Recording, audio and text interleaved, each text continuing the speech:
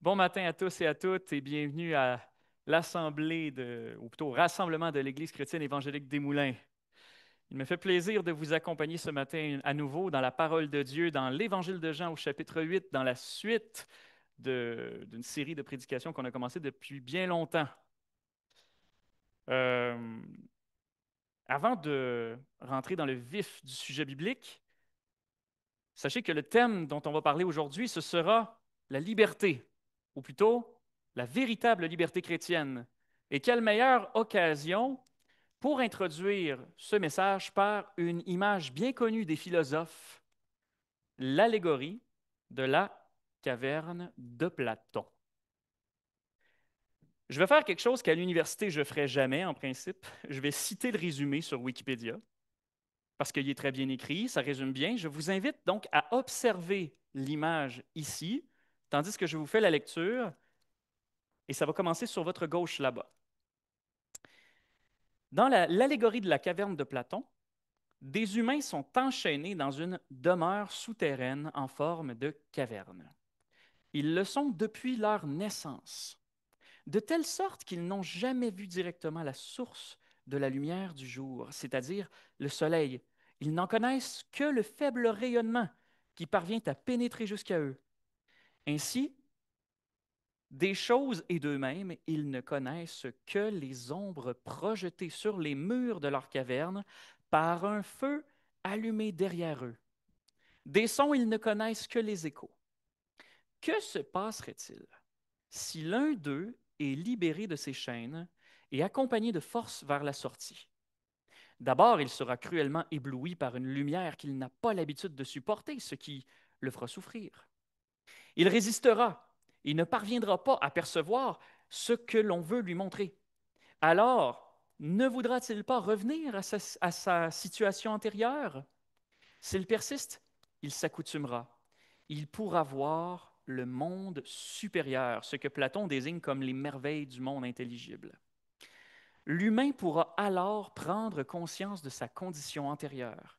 Il pourra ensuite se faire violence et retourner dans la caverne auprès de ses semblables pour leur apporter sa connaissance de ce qu'il y a dans le monde supérieur. Mais ceux-ci, incapables d'imaginer ce qui lui est arrivé, le recevront très mal et refuseront de le croire. Platon conclut l'allégorie sur une question: ne le tueront-ils pas? Il y a tellement d'éléments de parallèles intéressants qu'on peut faire entre cette allégorie et l'enseignement biblique sur la libération de l'esclavage du péché. J'ai un ami qui, pendant une période de sa vie, s'est intéressé au christianisme et ce qui l'a provoqué cet intérêt-là chez lui, c'était l'allégorie de la caverne de Platon, qui force à revoir l'univers tel qu'on l'a toujours vu, mais d'une autre façon. La principale différence, cependant, par rapport à notre texte d'aujourd'hui, c'est surtout dans le fait que la personne qui rentre dans la caverne et qui vient annoncer ses réalités supérieures, elle n'a jamais été enchaînée, contrairement à nous. Mais l'histoire est la même. Les Juifs du temps de Jésus n'ont tellement pas supporté se faire annoncer qu'ils étaient esclaves qu'ils ont tenté de le lapider. Ce sera à la fin du chapitre 8, ce que nous verrons une autre fois. Et ce même sentiment de haine qui a mené jusqu'à la crucifixion du Sauveur envoyé par Dieu est le même qui guette chaque personne aujourd'hui qui n'est pas conscient d'être esclave du péché et d'avoir besoin d'en être libéré. Lisons notre texte ensemble. Je lis à partir du verset 28 jusqu'au verset 36. Alors Jésus leur dit: quand vous aurez élevé le Fils de l'homme, vous saurez que moi je suis et que je ne fais rien de moi-même, mais que je parle selon ce que le Père m'a enseigné.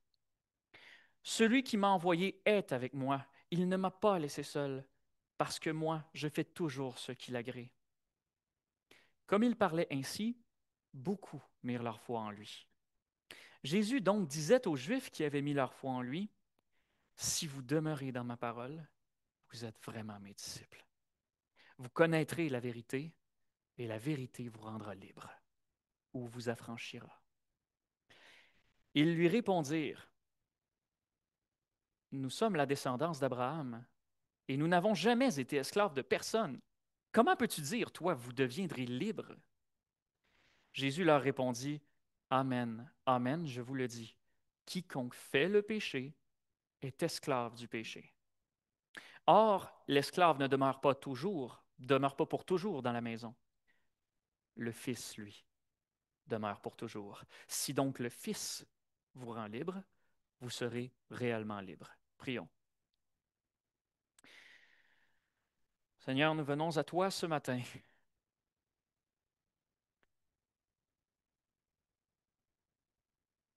Devant ce texte, et nous te prions de nous rendre sensibles à ce que Jésus nous enseigne.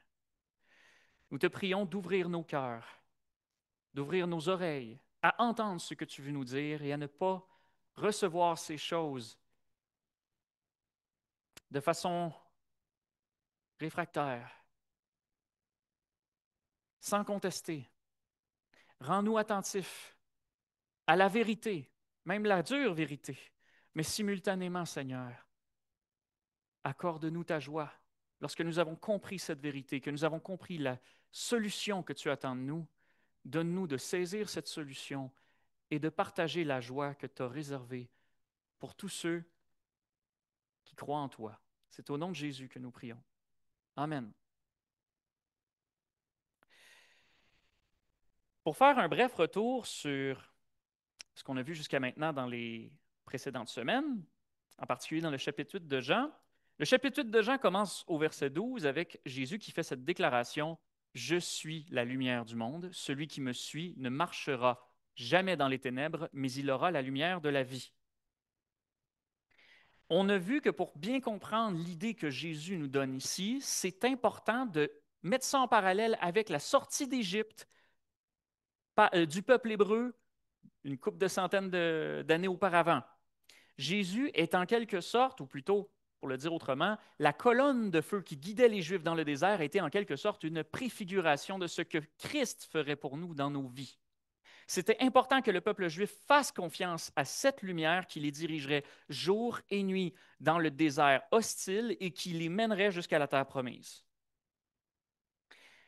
L'Égypte aussi est souvent appelée dans l'Ancien Testament par un autre terme, maison de servitude. Exactement. Évidemment, c'est un secret pour personne qu'en Égypte, les Juifs ont été gravement maltraités et réduits en esclavage, mais c'est juste pour vous dire que l'Ancien Testament, à chaque fois qu'il refait écho à l'Égypte, il l'identifie très clairement à la maison de servitude. Et dans notre cas, en Jésus-Christ, nous avons une sorte de nouvel exode qui avait été prophétisé par les prophètes et qui était préfiguré par la sortie d'Égypte. Par Jésus-Christ nous-mêmes, nous avons cette sortie d'une maison de servitude qui est le péché. On va structurer le message d'aujourd'hui en fonction du texte. D'abord, on va parler des 3 premiers versets. En fait, tout va s'articuler autour de la foi de ceux qui répondent à Jésus, des Juifs qui parlent à Jésus. Donc, pour les 3 premiers versets, on va voir une foi qui est plutôt favorable à l'Évangile. Ensuite, pour les versets 31 et 32, on va voir que cette foi est plutôt incomplète. Et finalement, pour les versets 33 à 36, nous allons voir la description d'une foi qui est entravée par le péché. Commençons donc par le début. Une foi favorable à l'Évangile. D'abord, au cours des versets 28 à 30, Jésus fait une déclaration qui est en quelque sorte un évangile partiel, on pourrait dire, que les Juifs vont dans un premier temps recevoir favorablement. On va d'abord expliquer le sens de cette déclaration avant d'expliquer leur réaction. Alors Jésus leur dit, quand vous aurez élevé le Fils de l'homme, vous saurez que moi je suis et que je ne fais rien de moi-même, mais que je parle selon ce que le Père m'a enseigné. Celui qui m'a envoyé est avec moi, il ne m'a pas laissé seul parce que moi, je fais toujours ce qu'il agrée. D'abord, quand Jésus parle de son élévation dans l'Évangile de Jean, ce mot porte toujours un double sens. Celui de l'élévation de Jésus en gloire et celui de son élévation horrible sur la croix. Mais de toute évidence, à ce stade-ci, 6 mois avant la dernière Pâque, les auditeurs de Jésus n'ont aucune idée du deuxième sens. Le terme fils de l'homme, ici, est une allusion claire au fils de l'homme prophétisé en Daniel chapitre 7. Et la déclaration de Jésus, vous saurez que moi je suis, euh, n'est clairement pas à prendre dans le sens de une fois que vous m'aurez crucifié, vous accepterez tous la vérité et vous vous repentirez. Mais il y a ici une annonce prophétique d'espérance et de jugement pour les Juifs. D'un côté, Jésus laisse entendre qu'après sa crucifixion, ceux qui viendront à la foi le feront avec une bien meilleure compréhension de qui il est vraiment et de l'œuvre qu'il est venu faire parce qu'elle aura été révélée à la croix. Mais d'un autre côté, pour ceux qui persisteront dans leur incrédulité, le témoignage de la croix sera porté contre eux à leur jugement.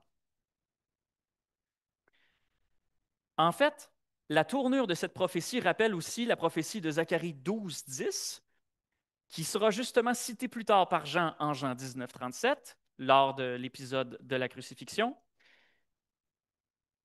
Alors, je vous lis Zacharie 12, 10. Alors je répandrai sur la maison de David et sur les habitants de Jérusalem un souffle de grâce et de supplication, et ils tourneront les regards vers moi, celui qu'ils ont transpercé. Ils se lamenteront comme on se lamente sur un fils unique. Ils pleureront amèrement sur lui, aussi amèrement que sur un premier-né.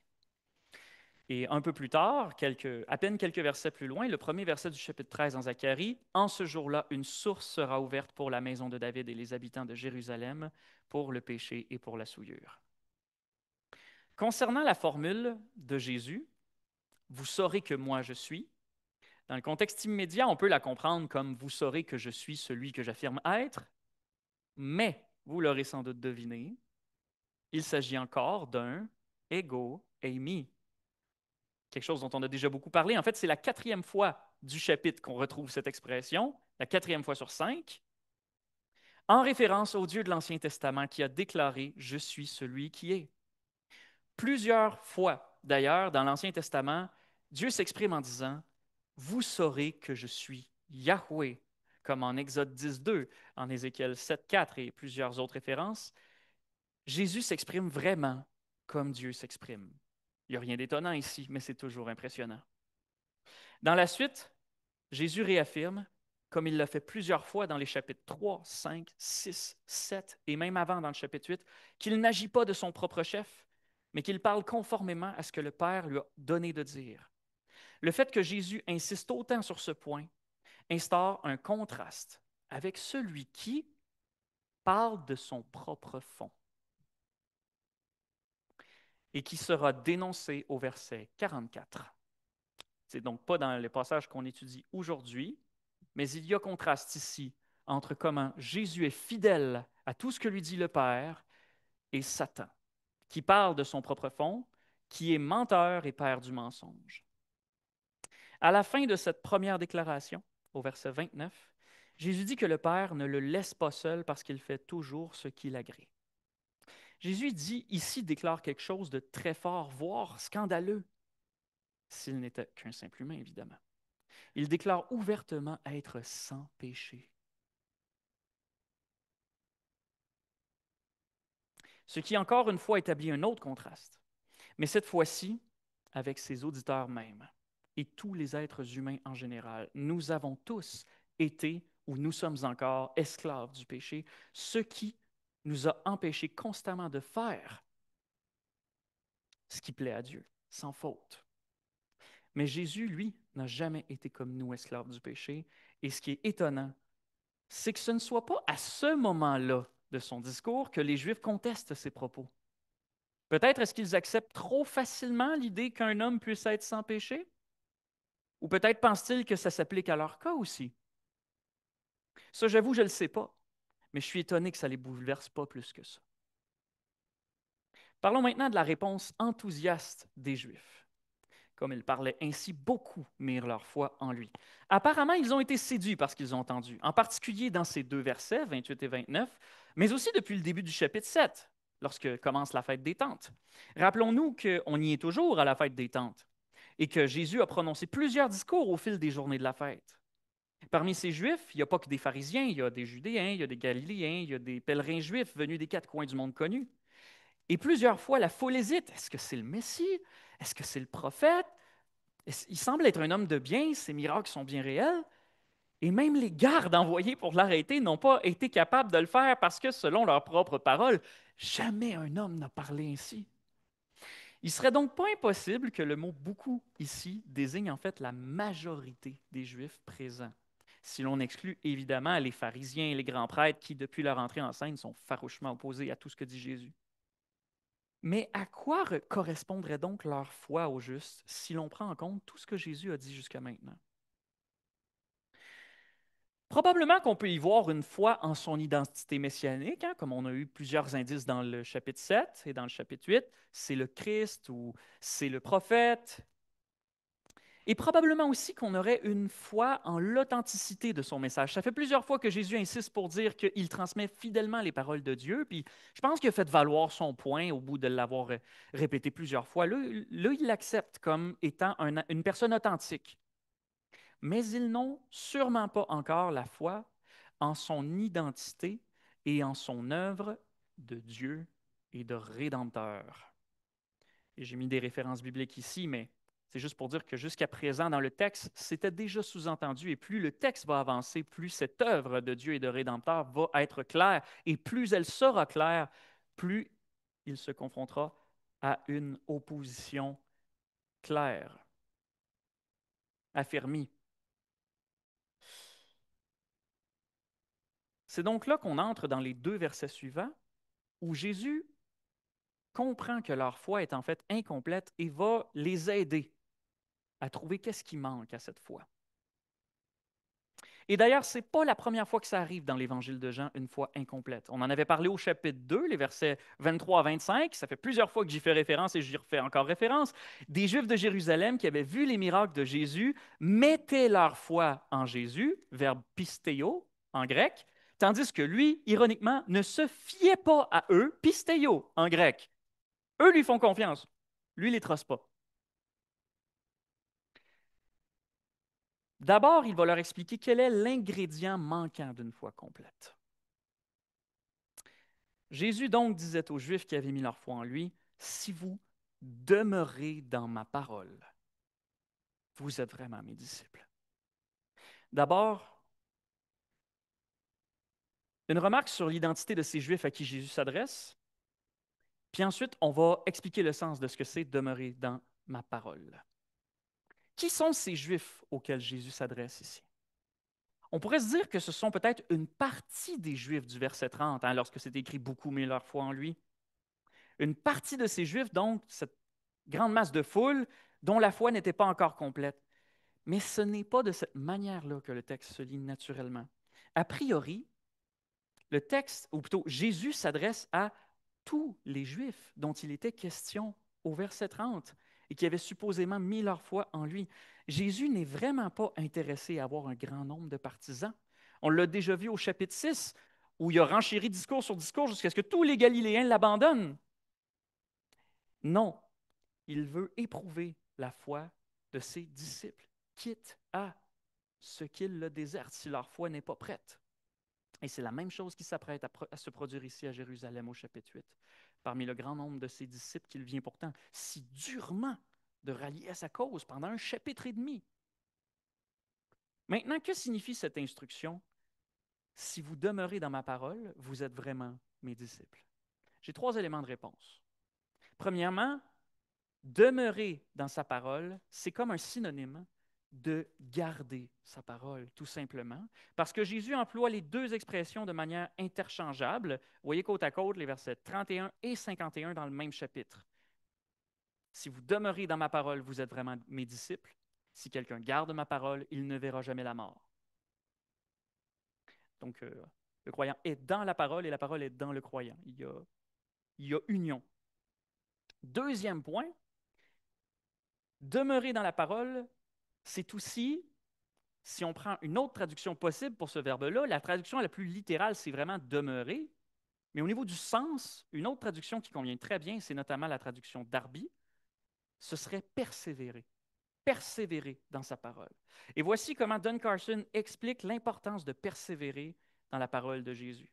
Il dit, en somme, La marque de la vraie foi et des vrais disciples est la persévérance. Un croyant sincère demeure dans la parole, le logos du Christ, dans son enseignement. Le vrai disciple obéit à cette parole, cherche sans cesse à mieux la comprendre, la trouve pleine de valeur et d'autorité, alors que d'autres forces s'y opposent. Celui qui persévère dans cet enseignement est uni au Fils et au Père. Et troisième élément de réponse, demeurer dans la parole de Jésus, ça veut aussi dire de demeurer forcément dans toute sa parole, pas qu'une partie. J'emprunte à l'apologète Melissa Doherty l'illustration du livre de recettes véganes. Si tu t'achètes un livre de recettes véganes, en principe, c'est pour manger vegan. Mais mettons qu'à la première recette que tu vois dans le livre, tu regardes la liste des ingrédients de la recette et là, tu vois tofu. Puis tu te dis, yark, moi, j'aime pas ça le tofu. M'a remplacé ça par un steak de faux filet puis du cheddar. Amen! Alors, je me joins à toi, Luc, et là, tu te dis, mettons, je remplace ça par du steak de faux filet, du cheddar, mais tu sais, tous les autres ingrédients, je vais les garder pareils. Peut-être que ton plat va être délicieux. Délicieux à ton goût, puis au mien aussi. Mais peu importe combien tu aimes ça, ce ne sera pas un plat vegan. C'est le même principe avec la foi en Jésus. Jésus nous a donné la recette pour avoir une foi réellement complète qui nous rendra libres, c'est-à-dire qui nous sauve du péché. L'ingrédient qui manque aux Juifs, toutefois, c'est de persévérer dans l'obéissance à sa parole toute entière, à commencer par le verset 32 qui va suivre juste après. Si les Juifs acceptent de reconnaître Jésus comme le Messie ou le prophète, mais sans recevoir ces avertissements de prophète sur leur état de péché, qui s'en vient au verset suivant, ça ne leur servira pas à grand-chose. Et ça en dit long sur l'idée même qui se faisait du Messie ou du prophète. C'est justement au verset 32, ou même on peut dire 33, leur réponse, que la tendance du chapitre 8, qui jusqu'ici était plutôt une montée d'enthousiasme, on va dire, va s'inverser pour tout le reste du chapitre et ce sera la dégringolade de l'enthousiasme.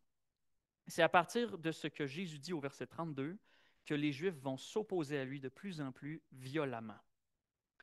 Nous-mêmes, combien de fois on répète que Jésus est notre Seigneur et Sauveur? Mais on pense que ça veut juste dire que Jésus nous pardonne et qu'après, on mène notre vie comme si on n'avait plus de compte à lui rendre. Mais prenons compte des paroles de Dieu dans l'Ancien Testament. Un fils honore son père et un serviteur son maître. Si je suis père, où est l'honneur qui m'est dû? Si je suis maître, où est la crainte que l'on a de moi, dit l'Éternel des armées? Malachie 1,6. La persévérance et l'attachement à la parole de Dieu et l'obéissance du même coup est donc l'une des manières par lesquelles le croyant démontre qu'il a la véritable foi ou la foi complète. Maintenant, la saveur d'une foi incomplète. Maintenant qu'on a parlé de l'ingrédient manquant à une foi incomplète, Jésus va donner aux Juifs un avant-goût de la saveur de ce que ça donne. Il dit, vous connaîtrez la vérité et la vérité vous rendra libre. Jésus révèle aux Juifs quel est le véritable esclavage qui domine ce monde, et ce n'est pas l'Empire romain. C'est ce que Paul appelle en Romains 3,9 l'empire du péché, qui domine autant les Juifs que toutes les autres nations, y compris les Romains. On a déjà beaucoup parlé de notre monde de ténèbres il y a 3 semaines, alors je me contenterai ici de citer un commentaire de citer comment John Piper décrit l'esclavage du péché. Il dit: premièrement, le péché rend esclave en produisant des désirs irrépressibles, des désirs qui nous poussent à embrasser telle ou telle chose, à penser telle ou telle chose, à ressentir telle ou telle chose, à faire telle ou telle chose. Le péché est une véritable usine à désirs qui produit des désirs irrésistibles. Et les désirs que produit le péché font que n'importe quoi nous semble plus désirable que Jésus-Christ. C'est la définition du péché. Le péché et le pouvoir qui fait que n'importe quoi dans la vie semble avoir plus de valeur que Jésus, et c'est pourquoi vous choisissez ces choses plutôt que Jésus. Voilà ce qu'est le péché. Nous sommes donc bloqués. Nous allons faire ce qui est le plus désirable. Jésus est ennuyeux, effrayant, mythologique. Mais ceci ou ça c'est réel, hein, à côté de Jésus. Et ça, je vais le faire. C'est aussi de l'idolâtrie. Tout péché est une idolâtrie. C'est l'une des façons dont le péché nous rend esclaves.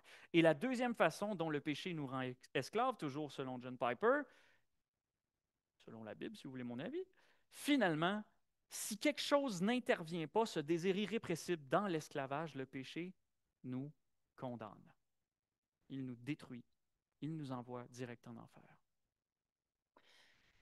Mais ce qui est vicieux, encore plus avec l'esclavage du péché, c'est qu'il nous aveugle. Et que si Jésus, la lumière du monde, ne nous éclaire pas sur notre véritable condition d'esclave, ou si nous désirons fermer les yeux devant ce qu'il nous révèle, bien souvent nous pensons être libres. C'est pour ça que les différentes philosophies de ce monde nous ont pondu tout un tas de définitions de la liberté, très différentes les unes des autres, mais qui ont à peu près tout ceci en commun, c'est que ça se passe sans Dieu. D'après vous, par exemple, ce serait quoi la définition la plus simple de la liberté selon le monde? Faire ce que tu veux, je l'ai entendu à peu près partout, bravo. La liberté, c'est de pouvoir toujours faire ce qu'on veut. Sous-entendu, peu importe ce qu'on veut. Tim Keller appelle cette définition simpliste de la liberté reine des neiges. En référence au film d'animation de Disney sorti en 2013 avec la célèbre chanson qui pogne dans la tête, Libéré, délivré, dont les paroles disent, dans notre version québécoise, plus d'état d'âme, plus de tourments, de sentiments, et je veux voir ce que je peux faire de cette magie pleine de mystère, le bien, le mal, je dis tant pis, libéré, délivré, désormais plus rien ne m'arrête. En français, on perd peut-être même encore un peu de la substance, mais en anglais, c'est carrément It's time to see what I can do, to test the limits and break through. No right, no wrong, no rules for me, I'm free. En bon français, si je devais faire une traduction littérale, c'est le temps de voir tout ce que je peux faire, tester les limites et passer à travers. Là, j'avoue que j'ai traduit trop littéralement peut-être. Ni bien, ni mal, ni règle pour moi, je suis libre. La liberté, selon Disney, est telle qu'elle est enseignée à nos enfants, mesdames et messieurs. Pour reprendre l'image du chemin des Hébreux à travers le désert, on pourrait dire, par exemple, que notre liberté se définirait par notre capacité à décider quand on veut aller dans la direction qu'on veut. Sauf que si vous êtes dans le désert, à des milles de distance du prochain point d'eau, et sans guide à suivre pour savoir où il se trouve, seriez-vous réellement libre de marcher dans la direction que vous voulez, sans aucune expertise, sans aucune carte? Des fois, on ne sait même pas ce qu'on veut. Est-ce que ça veut dire qu'on n'est pas libre? C'est là qu'on doit admettre que la réelle liberté ne peut pas se contenter d'uniquement dépendre de notre volonté. Elle doit aussi prendre en compte d'autres facteurs, la réalité, les circonstances autour de nous. Si je suis en train, par exemple, de suivre un guide touristique à Paris et que je décide d'exercer ma liberté en m'éclipsant du groupe pour aller explorer de mon côté, peut-être que je peux me sentir libre. Mais si je suis dans un Airbus 320 en vol transatlantique et que j'ai le goût de m'en retourner chez nous à mi-chemin, quand bien même j'ouvrirais le hublot au nom de la liberté, je ne me sentirais pas libre longtemps. Ésaïe 53,6 décrit bien à quoi la situation ressemble quand tout le monde fait ce qu'il veut. Le verset dit, « Nous étions tous errants comme des brebis, chacun suivait sa propre voie. » D'un côté, lorsqu'on lit que chacun suit sa propre voie, on pourrait penser, selon les standards du monde, que tout le monde est libre. Mais en réalité, le texte dit ouvertement que tout le monde est errant comme des brebis. Et c'est pas futé une brebis. Attendez un petit peu, on arrivera bientôt à Jean 10 là, sur le discours sur le bon berger et j'ai une vidéo en réserve pour vous autres.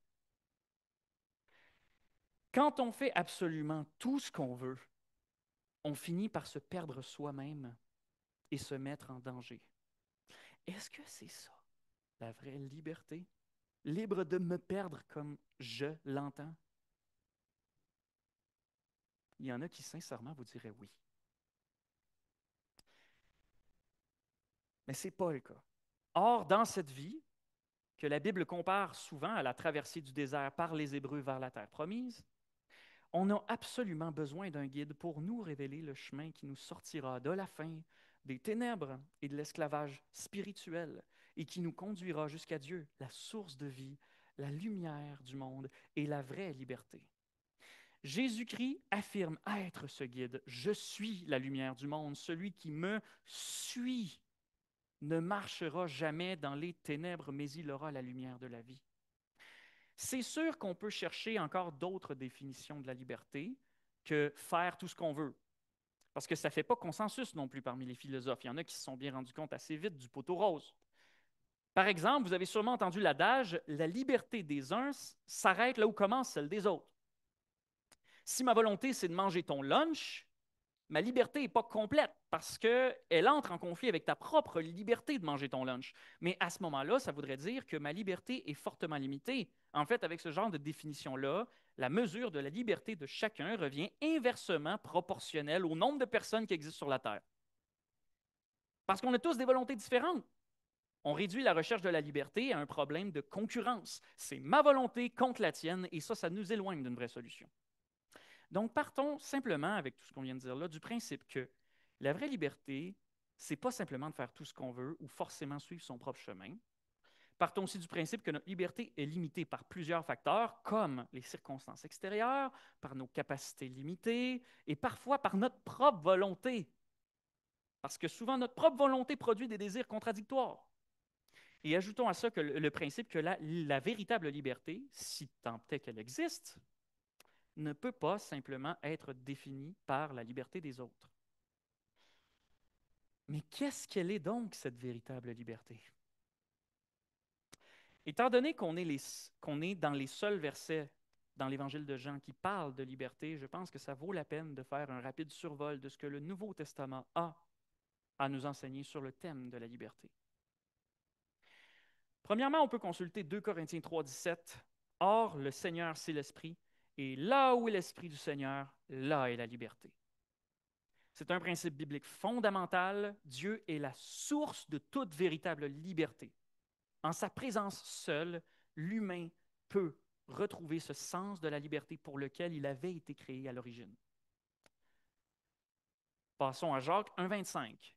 « Mais celui qui a plongé les regards dans la loi parfaite, la loi de liberté, et qui y demeure non pas en écoutant pour oublier, mais en mettant en pratique, en faisant œuvre, celui-là sera heureux dans sa pratique même. » La Bible nous enseigne que la vraie liberté se trouve donc non dans l'absence de toute loi, mais dans l'obéissance à une loi, la loi de Dieu, qui est appelée loi de liberté. C'est le contraire de la liberté reine des neiges. No right, no wrong, no rules for me, I'm free. Mais dans ce verset, Jacques ne décrit pas la vraie liberté que par l'obéissance ou par la mise en pratique de la loi. Il décrit une obéissance heureuse. C'est ce qui fait la différence entre la loi de Dieu et toutes les autres. Il y a moyen d'y obéir sans subir l'esclavage. Et troisième passage qu'on peut rajouter à notre petit survol, Galates 5, 1 et 13. « C'est pour la liberté que le Christ nous a libérés. Tenez donc ferme et ne vous remettez pas sous le joug de l'esclavage. Mes frères, vous avez été appelés à la liberté, seulement que cette liberté ne devienne pas un prétexte pour la chair. Par amour, faites-vous plutôt esclaves les uns des autres. » Dans ces textes-là de Galates 5, on peut retenir au moins deux choses. Premièrement, même après avoir été libéré par Jésus-Christ, il y a un risque de retourner vivre comme un esclave. Après la guerre de sécession américaine, lorsque l'esclavage a été aboli aux États-Unis et que tous les esclaves afro-américains ont été affranchis, beaucoup d'entre eux, faute d'opportunités et faute de moyens, sont retournés travailler pour leur ancien maître plutôt que de profiter de leur nouvelle vie d'homme libre. Saviez-vous ça? Il y en a qui savaient ça. Leur quotidien, excusez-moi, il faut prendre une gorgée d'eau ici. Leur quotidien ressemblait beaucoup à leur ancienne vie d'esclaves. Oui, ils percevaient techniquement un salaire et ils étaient libres selon la loi, mais dans les faits, ils n'ont pas su profiter pleinement de leur liberté parce qu'ils n'avaient pas les mêmes opportunités que les Blancs de repartir à zéro. C'est déplorable. Et pour beaucoup de chrétiens, leur libération de l'esclavage du péché ressemble à la libération de l'esclavage de ces Afro-Américains. Mais à la différence de ces Afro-Américains du sud des États-Unis, après la guerre de sécession, les chrétiens ont reçu à leur disposition tous les moyens nécessaires pour embrasser pleinement leur nouvelle liberté chèrement acquise en Christ, l'Esprit de Dieu, la parole de Dieu et l'Église de Dieu.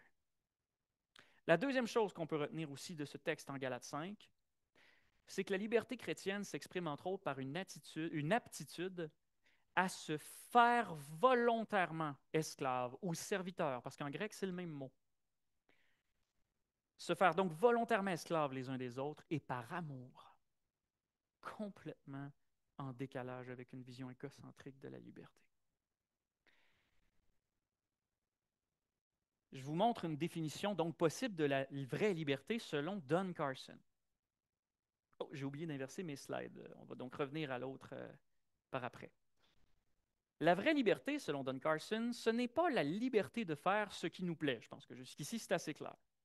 Mais de faire ce que nous devons faire, c'est une authentique liberté parce qu'elle permet aux croyants d'aimer faire ce qu'ils doivent faire. Dans cette définition-ci, c'est plus juste notre volonté qui est le critère dominant pour notre liberté, c'est maintenant l'union entre notre volonté et notre devoir. En d'autres mots, la vraie liberté, selon cette définition, c'est d'être capable d'aimer faire le bien et d'aimer obéir à Dieu. Prenons un exemple où un sans-abri vous accoste dans le métro ou à une lumière pour vous demander de l'argent.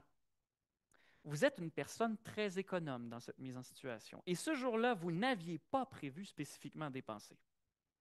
Vous savez que vous pourriez lui donner un peu de change, mais en même temps, ce change-là pourrait aussi bien vous servir pour vous dépanner pour autre chose. Dans laquelle des situations suivantes exercez-vous votre liberté? Option A. Vous refusez poliment de lui donner de l'argent parce que c'est votre argent et que vous seul avez le pouvoir de décider ce que vous faites avec. Mon argent, mon choix, ma liberté. Option B, vous lui donnez un peu de votre change, mais en soupirant quand même. Parce que ce n'était pas ce que vous aviez prévu et que son regard piteux vous a un peu forcé la main. Mais vous avez fait votre devoir de bon chrétien, bon, ou de bon citoyen. Dans laquelle de ces deux options avez-vous exercé votre liberté?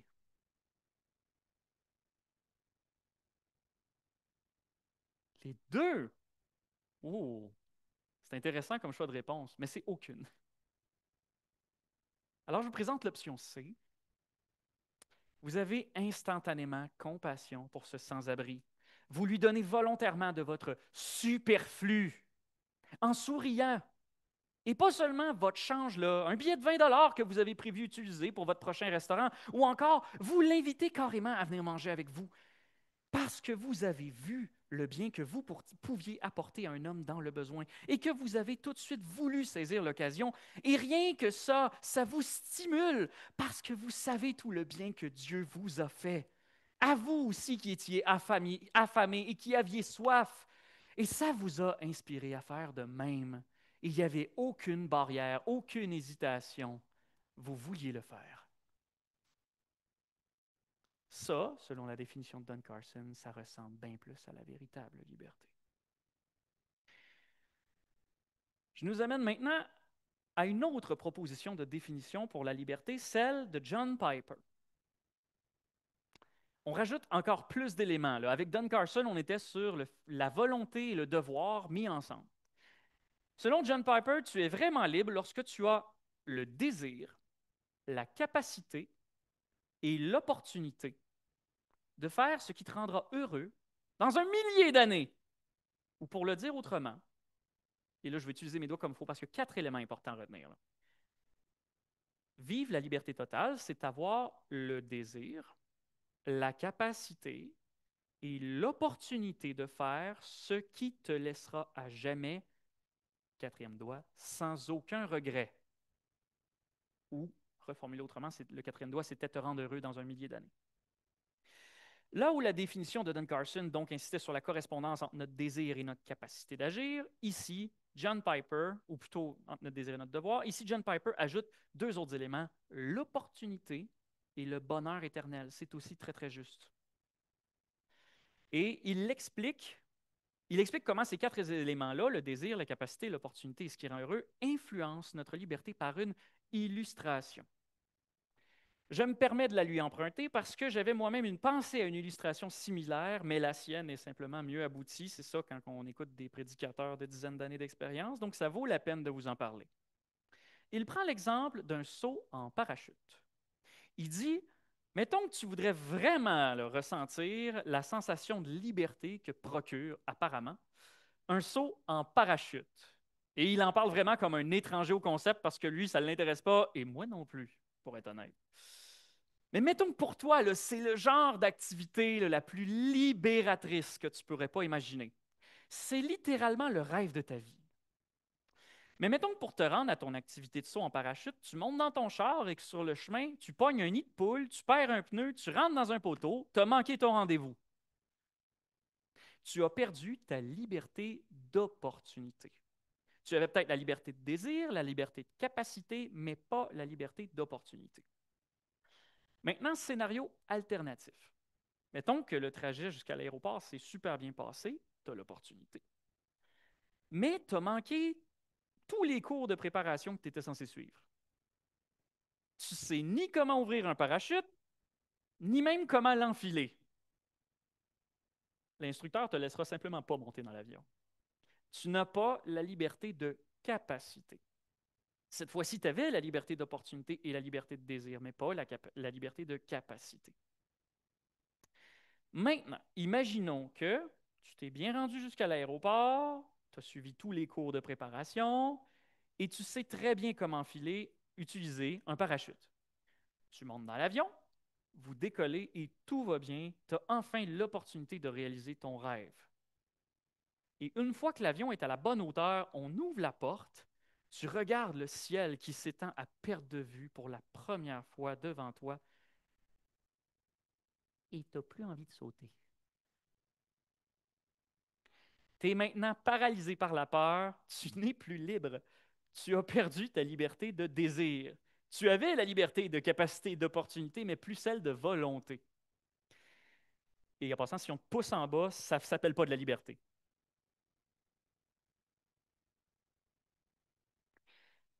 Maintenant, quatrième scénario. Tu te rends à l'aéroport sans problème. Tu as suivi toutes les formations quand l'avion. Tu as suivi toutes les formations. Et quand l'avion est en place, tu ne perds pas ton sang-froid, je veux dire en place dans le ciel, là, en position de saut, tu ne perds pas ton sang-froid, tu es résolu et tu sautes. Tu es en train enfin de vivre ton rêve, tu ressens ta sensation de liberté tant attendue, tout se passe exactement comme tu l'avais espéré. Tu contemples le ciel, tu contemples la terre et tu flottes à pleine vitesse au-dessus de tout ça. Tu es heureux. Tu tires sur la poignée du parachute et il ne s'ouvre pas.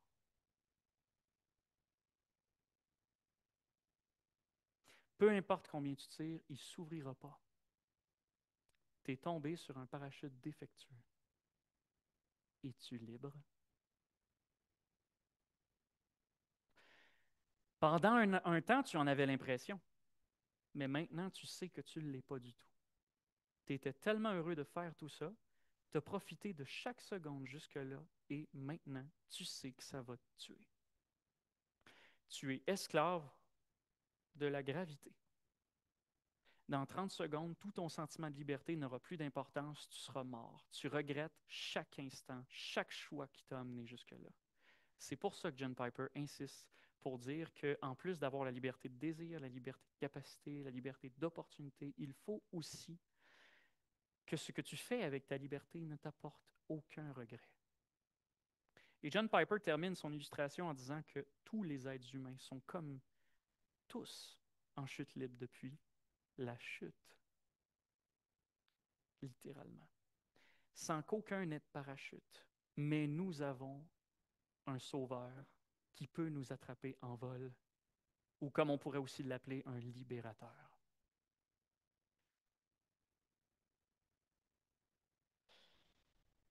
Maintenant, on va parler des versets 33 à 36 et de la foi qui est finalement entravée par le péché. Ils lui répondirent, « Nous sommes de la descendance d'Abraham et nous n'avons jamais été esclaves de personne. Comment peux-tu dire, toi, vous deviendrez libres? » Jésus leur répondit, « Amen, amen, je vous le dis, quiconque fait le péché est esclave du péché. Or, l'esclave ne demeure pas toujours dans la maison, le Fils, lui, demeure pour toujours. Si donc le Fils vous rend libre, vous serez réellement libre. » La déclaration des Juifs ici est un peu étrange.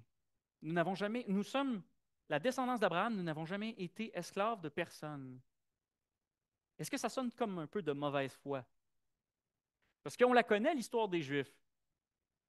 Bon, déjà là, prendre Abraham comme point de référence, c'est pas très futé parce qu'au moins s'il avait pris Moïse, hein, après la libération d'Égypte, mais non, ils prennent Abraham. Tes descendants seront esclaves pendant 400 ans.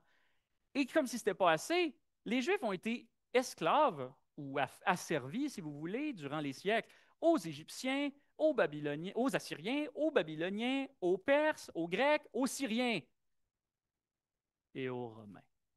Ce qui nous amène au point où nous sommes aujourd'hui. Bien, aujourd'hui dans le temps du texte. Alors, clairement, la plupart des commentateurs, ils lisent ça et disent, écoutez, on ne pense pas que c'est ça que les Juifs veulent dire, qu'ils n'ont jamais été soumis à personne au point de vue politique. C'est plutôt qu'ils ont une fierté nationale, une confiance que Dieu les protège en dépit de tout ce qu'ils ont affronté. Et ça, on peut le comprendre. Ils sont partis en exil à Babylone, ils étaient complètement dispersés, mais ils sont revenus. Là-dessus, on comprend que ce n'est pas juste de la mauvaise volonté, mais ils ont confiance, une confiance totale qu'ils ne sont esclaves de rien malgré tout. Et Jésus va leur prouver le contraire. Et j'ai pour vous une petite comparaison entre deux versets juste pour vous montrer ce contraire. Ils lui répondirent, « Nous sommes la descendance d'Abraham et nous n'avons jamais été esclaves de personne. » Jean 8, 33, quelques chapitres plus loin, lorsqu'il vient le temps de faire exécuter Jésus. Pilate leur dit, « Vais-je crucifier votre roi? » Les grands prêtres leur répondirent, « Nous n'avons pas d'autre roi que César. » Donc, esclave quand ça te chante, libre quand ça te chante. On aime sans dire des affaires à nous-mêmes quand ça nous arrange ou quand on est sur la défensive. Écoutons celui qui parle. Maintenant, si on retourne à notre passage, par rapport au verset 34, « Quiconque fait le péché est esclave du péché. » Là, c'est sûr que quand nous, on lit ça, chrétiens, puis on a une petite tendance à prendre des versets hors de leur contexte et à se dire, « Ah là, ça, c'est un enseignement de théologie chrétienne. » Quiconque fait le péché est esclave du péché. Oui, mais en fait des péchés, toujours esclave du péché. Il faut remettre ce texte dans son contexte. Jésus n'est pas en train d'établir ici une distinction entre faire de façon occasionnelle et faire de façon régulière, entre faire par un statut d'esclave ou faire par un manque de foi, mais en ayant quand même le statut de quelqu'un de libéré. Ici, Jésus veut juste faire comprendre aux Juifs qu'ils sont esclaves du péché. La distinction, en fait, il n'y a pas le mot distinction sur ma feuille, je pouvais bien être perdu. Je vais vous lire ce que dit l'un des commentateurs à ce sujet. Le problème ici n'est pas tant le fait de commettre des actes individuels de péché, mais de demeurer dans un état de péché. Rappelons-nous que le péché, ce n'est pas seulement des gestes. Le péché, c'est aussi une puissance. Yom Kippour, le jour de l'expiation ou encore jour du grand pardon, qui venait tout juste d'avoir lieu, soit 11 jours avant le jour où se tenait actuellement la fête, aurait dû servir de rappel que les Juifs, eux aussi, étaient des pécheurs. En Lévitique 23, 26 à 31, où les instructions sont données pour l'organisation du jour de l'expiation, la première instruction qui leur est donnée par le Seigneur, c'est que le peuple devait humilier son âme devant le Seigneur. Et le mot hébreu traduit par humilier son âme, ça peut aussi être traduit par affliger son âme, même jeûner. C'est prendre conscience par des gestes concrets de son état lamentable ou misérable devant Dieu pour le jour où Dieu seul finalement pouvait faire l'expiation de tes péchés et de ceux de ton peuple. Pour recevoir l'expiation de leurs péchés, les Juifs devaient se reconnaître pécheurs. Et ils avaient tout ce qu'il leur fallait dans la loi et dans les prophètes pour comprendre cette vérité. Et ça nous rappelle un petit peu à ce qu'on a déjà cité de Jonathan Edwards il y a 3 semaines. La notion même de miséricorde de Dieu est en effet qu'elle est sa bonté et sa grâce envers le misérable. Elle ne peut pas s'exercer envers un objet sans misère. Dieu sauve ceux qui demandent à être sauvés et il libère ceux qui demandent à être libérés. Vous êtes familier avec l'expression la cage est dorée? Quand votre prison vous donne l'illusion convaincante d'être confortable, si quelqu'un vous ouvrait la porte, est-ce que vous voudriez vraiment sortir?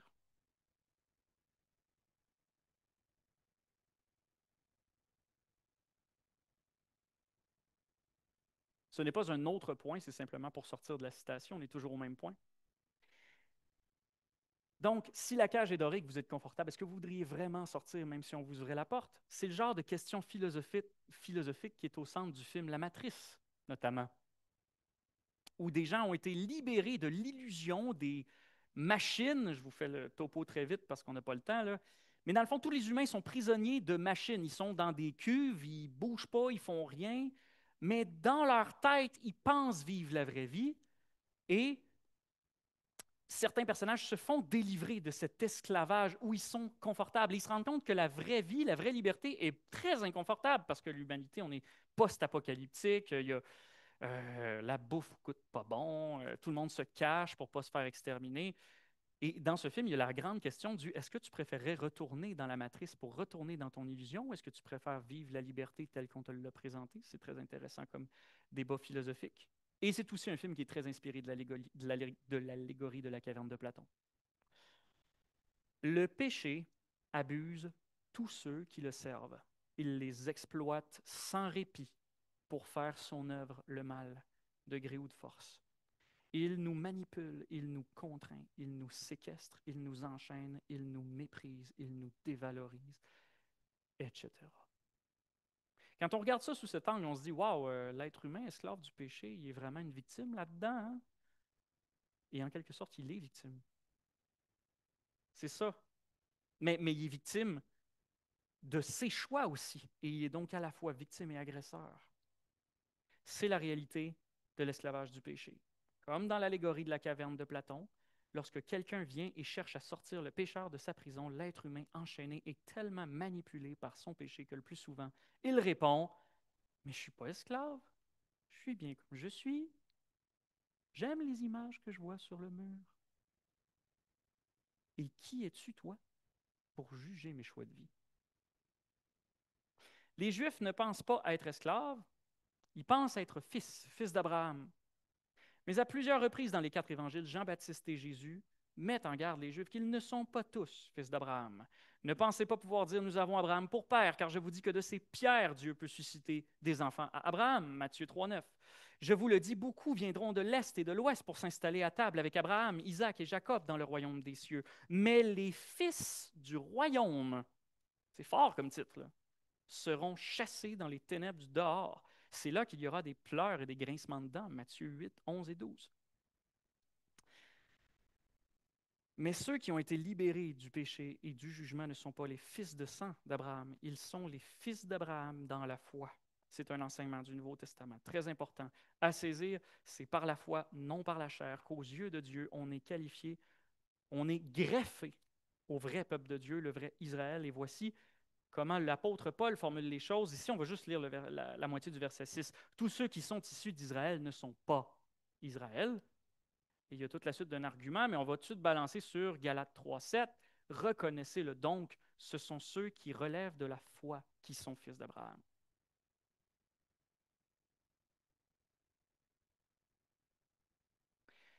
Pour reprendre au verset 35, l'esclave ne demeure pas toujours dans la maison. La maison dont il est question ici, certains pensent que c'est peut-être une mini-parabole de Jésus. On a une maison, il y a un esclave, il y a un fils. Bon, la maison dont il est question ici, ce n'est plus l'esclavage du péché.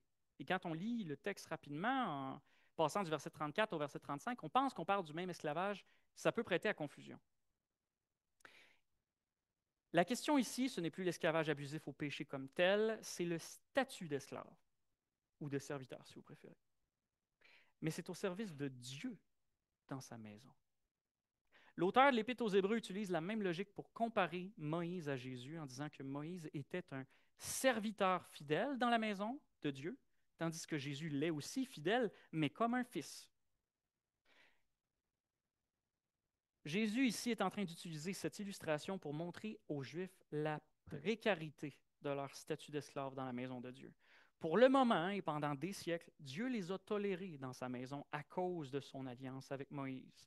Mais conformément aux avertissements dans l'Évangile de Matthieu, qu'on vient juste de lire, le jour vient où les Juifs infidèles à Dieu, leurs supposés maîtres, seront jetés dans les ténèbres du dehors parce que c'est ce qui arrive normalement à un mauvais serviteur. On le met à la porte.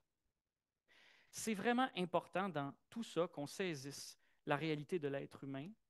C'est que par nature, l'être humain est constamment esclave de quelque chose, que ce soit du péché qui donne la mort pour salaire ou de Dieu qui donne la vie pour salaire. La question de la vraie liberté que propose Jésus, l'Évangile et même toute la Bible, ça n'a jamais été d'être exempté de tout maître. C'est la liberté de choisir de servir le bon. En tant que descendants d'Abraham, d'Isaac et d'Israël, les Juifs étaient supposés être serviteurs du Seigneur et de le servir en toute libéralité et par amour, par opposition à l'esclavage en Égypte, qui était fait sous la contrainte, sous le fouet, sous le génocide. Mais au lieu de cela, à travers les siècles d'histoire, ils sont sans arrêt abandonnés le service de Dieu pour servir leur ancien maître, leurs péchés et toutes les idoles qui viennent avec. Dans l'Ancien Testament, la Torah ou la loi de Dieu, la loi de Dieu exigeait que tous les esclaves hébreux soient libérés au bout de 6 ans de servitude, à moins d'une chose, que l'esclave ne demande formellement à son maître de rester à son service indéfiniment. Dans un tel cas, il lui fallait le demander formellement et même devant Dieu. C'est ce qu'on voit ici en Exode 21, 1 à 6. Voici les règles que tu placeras devant eux. Lorsque tu achètes un esclave hébreu, il servira 6 années. La 7e, il sortira libre sans rien payer. S'il est entré seul, il sortira seul. S'il avait une femme, sa femme sortira avec lui. Si c'est son maître qui lui a donné une femme et qu'elle lui a donné des fils ou des filles, la femme et ses enfants appartiendront à son maître. Il sortira seul. Si l'esclave dit « J'aime mon maître, ma femme et mes fils, je ne veux pas sortir libre. Je ne veux pas sortir libre. » Alors son maître le fera approcher de Dieu. Il le fera approcher du battant ou du montant de la porte. Son maître lui percera l'oreille avec un poinçon et l'esclave sera pour toujours à son service. Nous, on regarde ça aujourd'hui, puis j'ai le petit défi d'essayer de faire une contextualisation. On regarde ça aujourd'hui, on se dit c'est ridicule. Voyons, dans quel cas, franchement, un esclave voudrait renoncer à sa liberté pour rester toute sa vie au service d'un maître? Un maître, wesh! Ben, c'est comme ça qu'on réfléchit, non? Mais la question est pertinente. Il faut qu'on se la pose. Comment ça pourrait être possible? Comment ça pourrait être possible, voire même pensable, qu'un esclave à qui on a offert la liberté puisse lucidement, en toute lucidité et volontairement, la refuser? Il faudrait vraiment qu'il ait un maître incroyablement bon, non?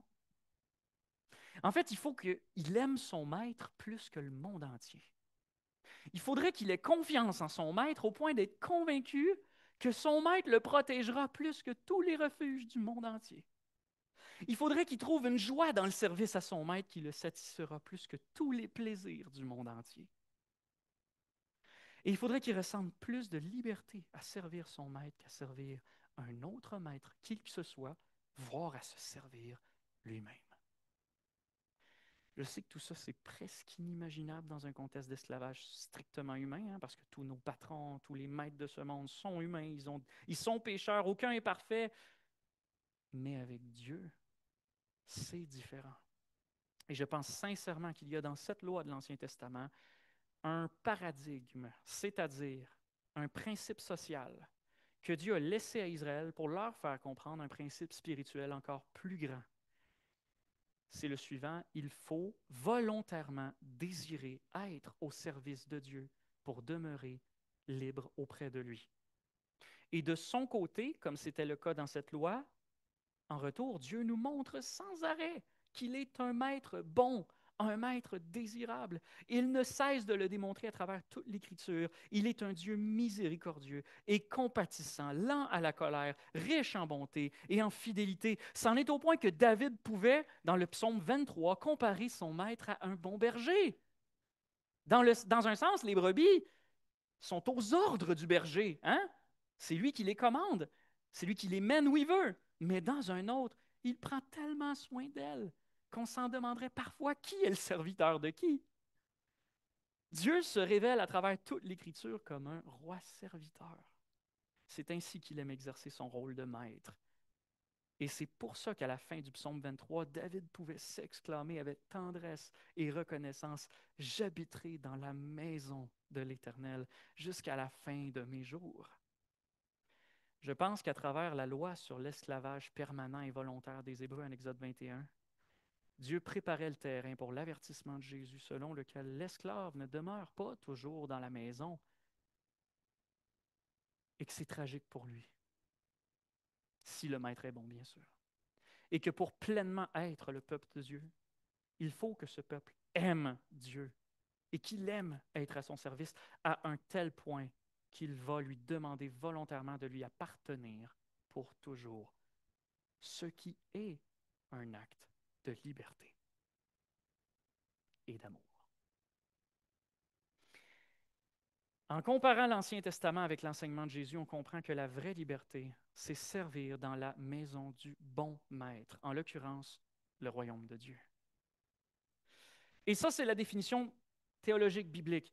Mais si tu n'es pas chrétien et que tu veux qu'on reformule ça en des termes peut-être un peu plus philosophiques, il y a le pasteur et érudit Tim Keller qui, à un moment donné, a fait un long exposé sur les nombreuses définitions qu'on pourrait donner à la liberté. Et j'entends pas juste les définitions chrétiennes, les définitions philosophiques.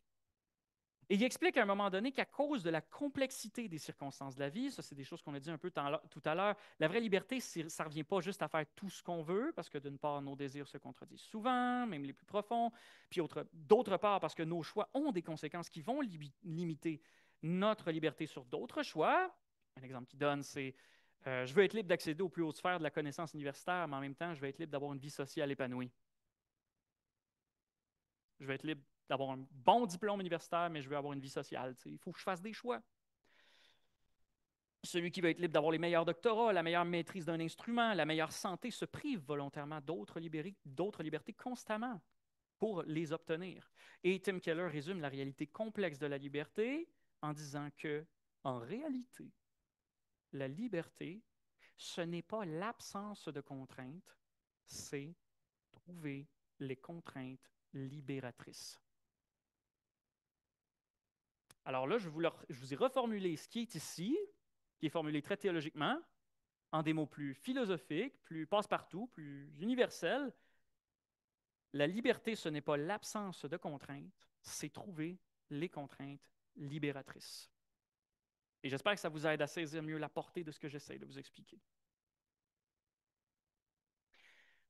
Pour poursuivre rapidement à la fin du verset 35, le Fils, lui, demeure pour toujours. Ici, Jésus, même personne, n'est pas en train de dire aux Juifs, si vous êtes esclave dans la maison, vous ne demeurez pas toujours, mais si vous êtes fils dans la maison, vous demeurez toujours. Non. Il met un contraste entre les Juifs et lui. Le Fils, dans l'Évangile de Jean, c'est du Christ qu'il s'agit. Donc, on va un peu dans la lignée de 1 Chronique 17, 13, lorsque le prophète Nathan annonce à David la révélation de Dieu, qui dit « Moi, je serai son père », par rapport à la promesse en la descendance de David, Jésus-Christ, « et il sera mon fils. Je ne lui retirerai pas ma fidélité, Je l'établirai pour toujours dans ma maison et dans mon royaume, et son trône sera pour toujours affermi. On est dans cette logique-là. Jésus affirme être ce Fils qui demeure pour toujours, et non seulement il demeure pour toujours, mais au verset 36, il a le pouvoir d'affranchir les esclaves. Comme on voit aussi en Jean 3, 35, le Père aime le Fils et lui a remis toutes choses entre ses mains. Si donc le Fils vous rend libre, vous serez réellement libre. Je boucle un peu toutes ces références par une référence ultime à l'Ancien Testament qui nous fera la connexion, qui ramène la connexion entre la notion de liberté et la notion de lumière du monde. Moi, le Seigneur Yahweh, je t'ai appelé pour la justice et je te prends par la main. Là, en passant, il parle à son serviteur, le Seigneur. Donc, c'est Jésus-Christ qui est annoncé ici. Je te prends par la main, je te préserve pour faire de toi l'alliance du peuple, la lumière des nations, pour ouvrir les yeux des aveugles, pour faire sortir de la forteresse le prisonnier et de la maison de détention les habitants des ténèbres. Donc, esclavage spirituel et ténèbres, c'est la même notion qui revient. En résumé, au fond, le message biblique de la liberté, c'est pas très compliqué. En Genèse 1 et 2, Dieu crée l'homme et la femme et tout de suite, il leur donne un ordre. Soyez féconds, remplissez la terre, soumettez-la. Oui, Dieu les commande. Donc, l'humanité en tant que créature avait un maître dès le départ, son créateur. Mais tout de suite, on voit que l'obéissance à Dieu comportait une grande liberté. Même, il était question que nous soumettions la terre. Donc, nous n'étions pas des serviteurs méprisables au bas de l'échelle. Nous avions une excellente condition, le meilleur de tous les maîtres par-dessus le marché. Et nous étions, de ce fait, complètement libres. Puis Satan est arrivé et nous a convaincus que si nous n'étions pas nous-mêmes comme des dieux, nous n'étions pas réellement libres. Nous l'avons cru et depuis, ça va de mal en pire. Mais comme en chute libre. Plus on cherche à être soi-disant libre, plus on s'éloigne de Dieu, qui est la source de vie, de lumière, de vérité, de justice, de bonheur, d'espérance, bref, de tout ce qui est bien et de tout ce qui nous donne un sentiment de liberté. On pense être libre parce que le péché nous aveugle, comme le toxicomane qui répète toute sa vie, je peux arrêter quand je veux. Jusqu'à ce que, souvent, bien trop tard, on se rende compte qu'on s'est fait prendre au piège de notre propre esclavage au péché. Mais ensuite, Jésus est arrivé et nous a annoncé la vérité, la triste vérité de notre esclavage. Mais il ne nous laisse pas croupir dans notre condition sans espoir. Il apporte avec lui la rançon pour notre affranchissement. Il est notre rançon. Il a payé de sa vie le salaire que coûtait notre libération. Il nous offre maintenant de nous réfugier dans la maison du bon maître, où non seulement nous serons bien traités et nous aurons la joie de servir, mais où nous serons aussi adoptés comme ses fils et ses filles. À tous ceux qui l'ont reçu, à ceux qui croient en son nom, elle, la parole, a donné le pouvoir de devenir enfants de Dieu, lesquels sont nés non du sang, ni de la volonté de la chair, ni de la volonté de l'homme, mais de Dieu. Grâce à Jésus-Christ, nous comprenons maintenant que la véritable liberté, ça n'a jamais été d'être comme des dieux, mais d'être à Dieu, qui au final nous enseigne à être chaque jour un peu plus comme lui. Donc pas comme des dieux, mais comme Dieu. Comme Dieu qui est pleinement heureux, comme Dieu qui est pleinement confiant, comme Dieu qui est pleinement juste, comme Dieu qui est pleinement bon, comme Dieu qui est pleinement aimant, comme Dieu qui est pleinement au service des autres, et comme Dieu qui est pleinement libre. Grâce à Jésus-Christ, à la rançon qu'il a payée pour nous à la croix, nous avons la liberté de choisir. En fait, si je m'adresse à vous, là, grâce à Jésus-Christ, à la rançon qu'il a payée pour vous à la croix, vous avez maintenant la liberté de choisir votre maître. Celui qui vous a trahi depuis le commencement, celui qui vous a fait sauter de l'avion sans parachute, et qui continuera à vous trahir jusqu'à la fin, ou celui qui vous a créé et qui veut vous retrouver et qui veut vous garder auprès de lui éternellement en vous appelant avec tendresse mon enfant. Celui qui a tellement voulu ça, le maître qui a tellement voulu ça, qu'il s'est volontairement abaissé comme votre serviteur. pour vous donner sa propre vie. Marc 10, 45, car le Fils de l'homme n'est pas venu pour être servi, mais pour servir et donner sa vie en rançon pour une multitude. Comme disait Josué, choisissez qui vous voulez servir. Prions.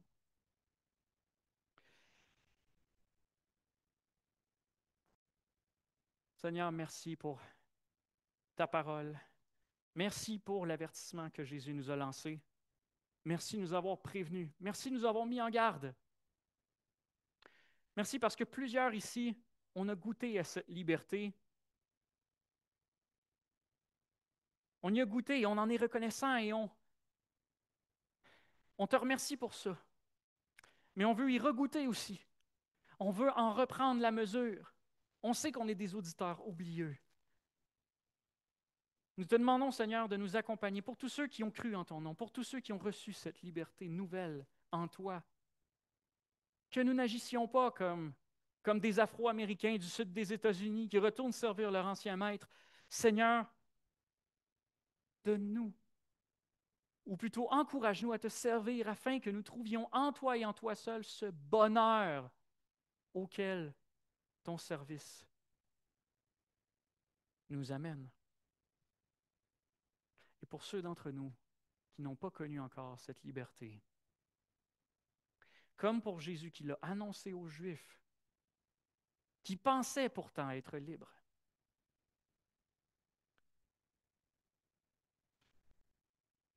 nous avons un cœur qui va se dresser. Nous te prions, Seigneur, de nous adoucir. Nous te prions, Seigneur, d'enlever l'endurcissement, d'enlever les obstacles que le péché va mettre sur notre route et de rendre à nos yeux la lumière qui permet de distinguer notre véritable nature, notre véritable état devant toi.